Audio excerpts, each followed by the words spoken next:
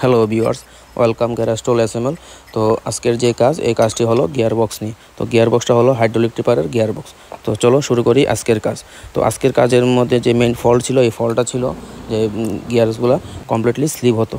তো তার জন্য আমরা গিয়ার বক্সটা খুলি। গিয়ার বক্সটা খুলে যে মেইন শ্যাফটের মধ্যে যে গিয়ার্সগুলো আছে, এই গিয়ার্সের যে লক, সিঙ্ক্রোনাইজার ব্রাশের লক, ব্রাশ প্লাস মেইন শ্যাফটের লক কমপ্লিট আমরা দুটোটা সেট চেঞ্জ করে প্লাস কমপ্লিটলি যে 5টা টোটাল ব্রাশ লাগে, ব্রাশগুলো চেঞ্জ করে দিই। তো চেঞ্জ করার পর মেইন শ্যাফটটা পুরোপুরি কমপ্লিট। তো কমপ্লিট হওয়ার পর গিয়ার বক্সের মধ্যে মেইন শ্যাফটটা লাগিয়ে পুরোটা গিয়ার বক্স সেটিং করে গাড়িতে উঠিয়ে দেবো গিয়ার বক্সটা। তো গাড়িতে উঠানোর পর দেখবো সব কিছু নাট বল্টু লাগানোর পর গাড়িটা চালিয়ে ট্রায়াল দিয়ে দেখবো কাজটা কতটুকু সাকসেসফুল হলো কি না হলো।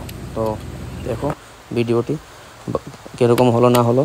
যদি ভালো লাগা থাকে তো লাইক, কমেন্ট, শেয়ার আর অবশ্যই সাবস্ক্রাইব করতে ভুলবে না। ধন্যবাদ।